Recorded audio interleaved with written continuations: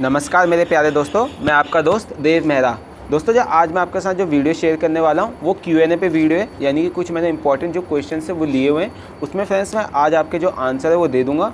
और अगर आपकी इस वीडियो में अच्छे क्वेश्चन आप कमेंट करोगे, यानी कि जो क्वेश्चन मुझे इंपॉर्टेंट लगेंगे, सो नेक्स्ट वीडियो भी फ्रेंड्स आपकी Q&A के बारे में होगी, नहीं तो फिर मैं आपको रेसिपीज़ के बारे में बताऊँगा।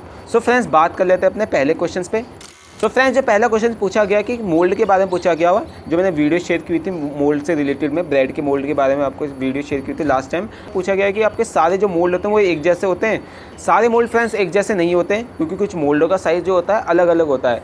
कई बार फ्रेंड्स चौड़ाई और उसकी ऊंचाई वो दोनों सेम रहती है। 4.5 अगर आपकी चौड़ाई भी रहेगी तो 4.5 उसकी ऊंचाई भी रहेगी। और कई बार ऐसा होता है कि ऊंचाई थोड़ी सी कम होगी और चौड़ाई थोड़ी सी ज़्यादा होती है। जैसे लास्ट वीडियो में आपको बताया था 4.5 उसकी चौड़ाई थी और उसकी ऊंचाई करीबन 4.3 थी, मतलब उसके थोड़ा सा कम था। और कई बार इक्वली रहता है। सो फ्रेंड्स कुछ मोल्डों का जो साइज़ होता है वो अलग अलग तौर पे होता है। ये चीज़ फ्रेंड्स आप पे डिपेंड करती है कि आपको कौन से मोल्ड की ज़रूरत है जो कि आपके बेकिंग के लिए काम आती है।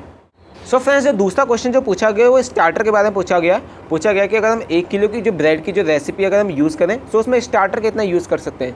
वो फ्रेंड्स आप पे डिपेंड है, आप कितना यूज़ करना चाहे, चाहे 200 ग्राम यूज़ करना चाहे या 500 ग्राम यूज़ करना चाहे। उससे क्या होता है, उससे ये होगा फ्रेंड्स कि आपकी जो वाटर की जो क्वांटिटी वो आपको कम पड़ेगी अगर आप स्टार्टर अच्छा रखोगे।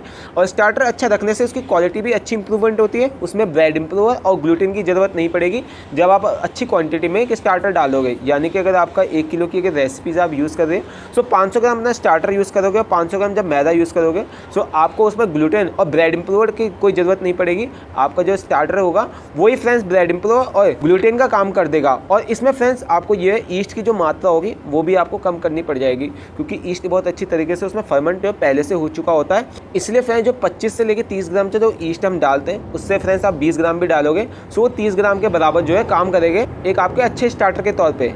सो बात कर लेते हैं फ्रेंड्स नेक्स्ट क्वेश्चन पे। तीसरा जो क्वेश्चन पूछा गया फ्रेंड्स वो ब्रेड इम्प्रूवर के बारे में पूछा गया कि ब्रेड इम्प्रूवर की जगह कि हम क्या यूज़ कर सकते हैं। देखिए फ्रेंड्स आपको ब्रेड इम्प्रूवर और ग्लूटेन की जगह आपको यूज़ ही करना है, तो कुछ यूज़ मत करिए, बस उस डो को जो अच्छी नीडिंग करिए। सो उसमें आपको किसी चीज़ प्रोडक्ट की केमिकल्स डालने की ज़रूरत नहीं पड़ेगी। जैसे कि मैंने आपको बताया कि अगर आप उसमें स्टार्टर बना के रख लो, स्टार्टर बनाने से आपको उसमें ब्रेड इम्प्रूवर और ग्लूटेन इस चीज़ की ज़रूरत नहीं पड़ती है। आपका जो नेचुरल तौर पे वो ब्रेड चीज़ें आ जाती है। कोई भी आपका केमिकल्स हो जाए या फिर कोई एक्स्ट्रा प्रोडक्ट हो जाए वो चीज़ आपको डालने की ज़रूरत नहीं पड़ती है। सो बात कर लेते हैं फ्रेंड्स नेक्स्ट क्वेश्चन पे। सो फ्रेंड्स जो अगला जो क्वेश्चन पूछा गया वो इंस्टेंट ईस्ट के बारे में पूछा गया कि इंस्टेंट ईस्ट को हम डीप फ्रीजर में डालने के बाद वो काफ़ी सॉफ्ट हो जाता है। सो फ्रेंड्स वो इंस्टेंट ईस्ट नहीं होगा, वो बल्कि फ्रेश ईस्ट होगा जो आप यूज़ करते हैं ब्लॉक की तरह। उस चीज़ को आप यूज़ करोगे जब आप उसे डीप में से बाहर निकालने के बाद उसे रूम टेम्परेचर पे लेके आओगे। सो उसका जो टेम्परेचर होगा फ्रेंड्स उसमें नॉर्मल होगा, उसमें मॉइस्चर होता है पहले से फ्रेंड्स, क्योंकि वो फ्रेश ईस्ट होती है।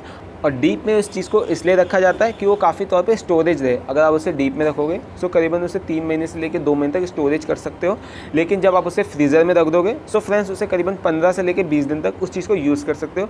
उसके बाद फ्रेंड्स वो बीच में जो है उसमें काला रंग आना स्टार्ट हो जाएगा और फंगस आनी स्टार्ट हो जाती है, यानी कि ख़राब होना स्टार्ट हो जाता है। उसके अच्छी क्वालिटी के लिए उसको पहले आपको डीप में रखना होता है फ्रेश ईस्ट को, फिर आप उसे कोल्ड में रखते हो यानी कि अपने नॉर्मल फ्रीज में, फिर आपको यूज़ करने के बाद उस चीज़ को बाहर रखते हो। सो उससे जो टेम्परेचर पे फ्रेंड्स आपकी जो क्वालिटी है उस चीज़ फ़र्क नहीं पड़ता है। और अगर आप उस चीज़ को पहले से डीप में आके रूम टेम्परेचर में रखोगे फिर महीनों भर तक उस चीज़ को यूज़ करोगे सो जो फ्रेश चीज़ है उसमें काला पड़ जाएगा और जो आपके प्रोडक्ट की जो क्वालिटी होगी वो ख़राब हो सकती है। इसी से रिलेटेड एक क्वेश्चन और पूछा गया था कि आप जो ईस्ट होता है उसे आप फ्रीज़र में रखते हो लेकिन हम उस चीज़ को बाहर रखते हैं, ऐसा क्यों होता है। देखिए फ्रेंड्स जो ईस्ट होते हैं वो अलग अलग तौर पे होते हैं। देखिए अगर आपका इंस्टेंट ईस्ट है या फ्रेश ईस्ट है या ड्राई ईस्ट है, ये तीनों अलग अलग तौर पे ईस्ट होते हैं। अगर आपका इंस्टेंट ईस्ट और ड्राई ईस्ट है तो इस चीज़ को आप रूम टेम्परेचर में बाहर भी रख सकते हो, इससे कोई दिक्कत नहीं होगी।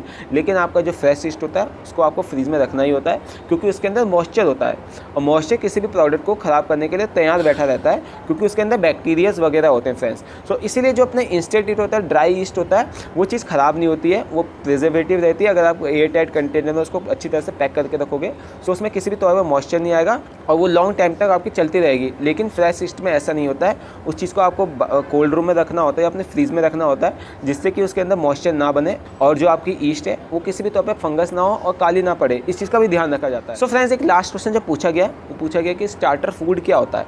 देखिए स्टार्टर जो एक ब्रेड बनती है मैं उसकी बात नहीं कर कर रहा हूँ, स्टार्टर एक फूड होता है, जैसे स्टार्टर हो जाए, एपिटाइज़र होता है, वो खाने से पहले प्रोडक्ट को दिया जाता है। जैसे हमारे अंदर स्नैक्स होता है ना, भारत में अगर हम देखें, स्टेट में, इंडिया में अगर हम देखें तो उसमें स्नैक्स के तौर पे होता है। इसी तरह से बाहर की जो कंट्री होती है उसमें स्टार्टर होता है और एपिटाइज़र होता है। जैसे छोटे छोटे पिज़्ज़ाज़ होते हैं, अपने जो ब्रूसेटा होती है, जैसे ब्रेड हो गए, उसमें चीज़ डाल दिया, कॉर्न्स वगैरह डालने के बाद, बेक करने के बाद, और खाने से पहले उस चीज़ को सर्व किया जाता है, उस चीज़ को एपिटाइज़र और स्टार्टर बोलते हैं। ठीक है, मेन कोर्स उसके बाद आती है, पहले आएगा स्टार्टर, फिर आता है मेन कोर्स।